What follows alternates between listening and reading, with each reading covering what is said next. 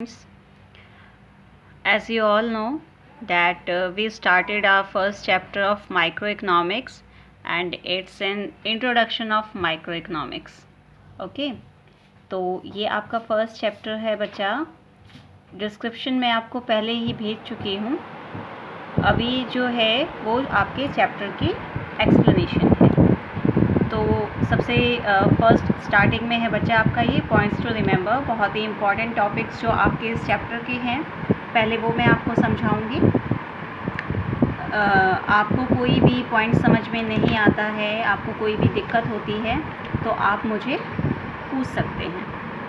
So first one is microeconomics. Just आपको पता है कि there is two parts of economics. The first one is microeconomics and the second one is macroeconomics. So what is microeconomics? Microeconomics क्या होती है? Microeconomics studies the behavior of an individual economic unit. Means to say it's a study. इसमें जो है अध्ययन किया जाता है किसका? The behavior of किसका अध्ययन किया जाता है?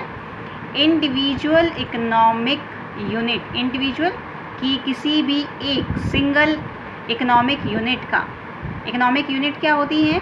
जैसे कोई भी प्रोडक्शन कंपनी है आपकी किसी भी एक इंडिविजुअल की. जैसे एग्जांपल्स में है आपको demand of an individual consumer कि एक अकेला कंज्यूमर जो है, जैसे आप खुद का ही ले लीजिए, you are also a consumer. Consumer कौन होता है? जो गुड्स एंड सर्विसेज की डिमांड करता है, जो अपने लिए वस्तुओं को मांगता है, सेवाओं को मांगता है. ठीक है, तो किसी भी इंडिविजुअल कंज्यूमर के डिमांड हो या प्रोडक्शन ऑफ अ फर्म या किसी भी एक फर्म का प्रोडक्शन हो तो वो आता है आपका माइक्रो इकोनॉमिक्स में. ओके, माइक्रो यानी छोटा, सिंगल पार्ट. जैसे कि आपका गांव है. Okay, that's in your village. If we are going to study the whole village, then it's a part of macro. But when we are going to study just only your family, ठीक है, बस एक आपकी family की study की जाती है, एक इंडिविजुअल फैमिली की स्टडी की जाती है, तो वो होता है आपका माइक्रो इकोनॉमिक्स. ओके, नेक्स्ट है आपका macro economics. Macro economics studies the behavior of the economy as a whole. as a whole मतलब सबका एक साथ इकट्ठा जब अध्ययन किया जाता है उनके बिहेवियर का. जैसे उसमें आपका माइक्रो में एग्जांपल था demand of an individual consumer. किसी भी एक कंज्यूमर की डिमांड का जब हम उसकी स्टडी की जाती है तो वो होता है आपका माइक्रो.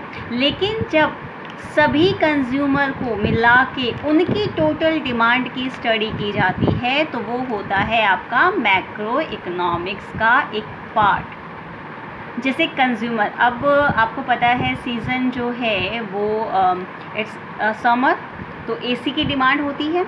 अब एक आपकी फैमिली एसी की डिमांड करेगी तो वो होगा आपका part of a micro economics. लेकिन द होल कंट्री, देश में जितने भी लोगों की एसी की डिमांड होगी वो होगी एसी की एग्रीगेट डिमांड. तो वो क्या होगा? मैक्रो इकोनॉमिक्स का एक पार्ट होगा. इसी के अकॉर्डिंग है आपका नेशनल इनकम. नेशनल इनकम क्या होती है? ये एक बहुत ही ब्रॉड टॉपिक है. नेक्स्ट आपका ये आएगा अभी 12th क्लास में टॉपिक है आपका नेशनल इनकम का. अभी बस मैं आपको इतना बता देती हूँ. नेशनल इनकम जो होती है वो किसी भी देश की टोटल जो पॉपुलेशन होती है, ठीक है, उसका उनकी जो इनकम होती है वो as a national income count की जाती है. ठीक है, clear? in our next page now there's a different we also do the differentiate between microeconomics and macroeconomics. Okay, तो ये आपका माइक्रो एंड मैक्रो हुआ. नेक्स्ट जो है आपका वो है economy. What is economy? Third point जो आपका है यहाँ पे an economy. An economy is a system that helps to produce goods and services and enables people to earn their living. कि जो इकोनॉमी होती है, देखो आपने सुना होगा इकोनॉमी एंड इकोनॉमिक्स.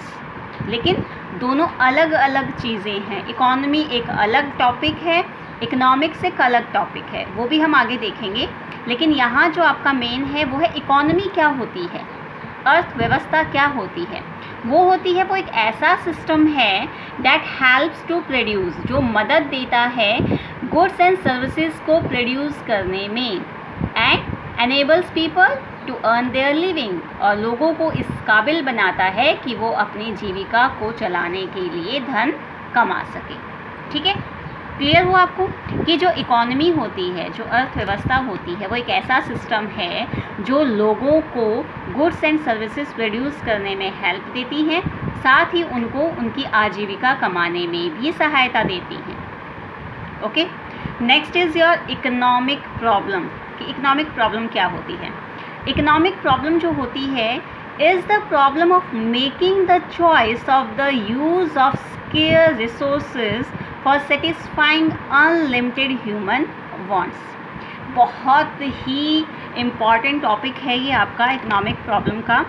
ये एक वो समस्या होती है जिसमें हम लोगों के सामने चुनाव की समस्या होती है। There is a problem of choice, और चुनाव किन में, स्केयर रिसोर्सेज। आपको पता है कि जो रिसोर्सेज होते हैं, संसाधन होते हैं, वो स्केयर हैं। स्केयर मतलब कम है, बहुत ज़्यादा आपके पास रिसोर्सेज नहीं हैं। जो नेचुरल रिसोर्सेज हैं वो बहुत लिमिटेड होते हैं। तो जो ह्यूमन होते हैं वो अपनी वांट्स को सेटिस्फाई करने के लिए, ठीक है, वांट्स कैसी, अनलिमिटेड, क्योंकि ह्यूमन हैं तो ह्यूमन बिहेवियर है कि जो भी हमारी वांट्स होती हैं वो लिमिट में नहीं होती हैं। अपने वांट्स को सेटिस्फाई करने के लिए हमें जो स्केयर रिसोर्सेज हैं उनमें चुनाव की जो समस्या होती है। देखिए, मैं आपको एग्जांपल देती हूँ, इसके लिए बहुत ही अच्छा एग्जांपल है। Just like you take a milk, okay, there is a various uses of milk, है ना। मिल्क के बहुत से यूजेस होते हैं। अब आप दूध है, दूध से आप दही बना सकते हैं, आइसक्रीम बना सकते हैं, आप पनीर बना सकते हैं, आप खीर बना सकते हैं, आप कुछ भी बना सकते हैं, ठीक है। ये आपकी वांट्स है जो अनलिमिटेड है आपके मिल्क के यूजेस को लेके। लेकिन आपको ये पता है कि जो दूध है वो इतना नहीं है कि आप इन सब चीज़ों को मिल्क का यूज़ करके बना सकें। तो आप क्या करेंगे, आप उसमें चॉइस होगी कि आप जो है मिल्क का यूज़, ठीक है, मेनली किस चीज़ के लिए करेंगे। या तो आप दही जमा लीजिए, या आप आइसक्रीम बना लीजिए, ठीक है, या दही आइसक्रीम दोनों बन गए हैं तो भी बाकी के जो आपके यूजेस हैं वो तो आप उस अपनी वांट्स को सेटिस्फाई नहीं कर पाएंगे। जस्ट लाइक इलेक्ट्रिसिटी है, बिजली है आपकी। अब बिजली के जो यूजेस होते हैं उसमें भी आपकी चॉइस होती है कि आप या तो भाई फ़ैन चला लीजिए, कूलर चला लीजिए, या लाइट्स आपकी ऑन हैं, या आप जो है वॉशिंग मशीन का यूज़ है। तो आपको सोचना पड़ता है कि एक समय में, क्योंकि जो ये रिसोर्सेज होते हैं वो बहुत ज़्यादा क्वांटिटी में अवेलेबल नहीं हैं, ये बहुत ही स्केयर हैं, तो हमें उनमें अपनी वांट्स को सेटिस्फाई करने के लिए चूज़ करना पड़ता है कि सबसे पहले हमें अपनी किस वांट्स को सेटिस्फाई करना है।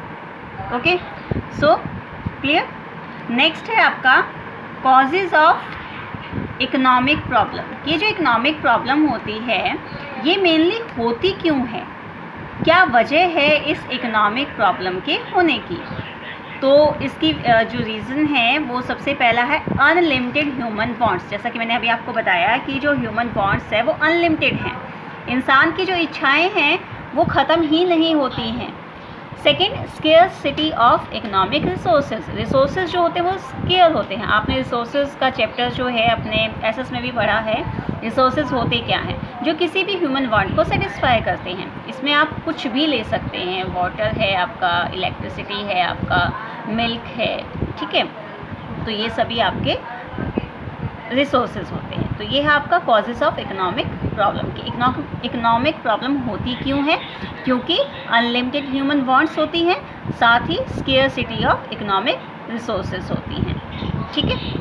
तो आज के लिए बेटा इतना ही है, ये मेन आपके पॉइंट्स हैं इस चैप्टर के।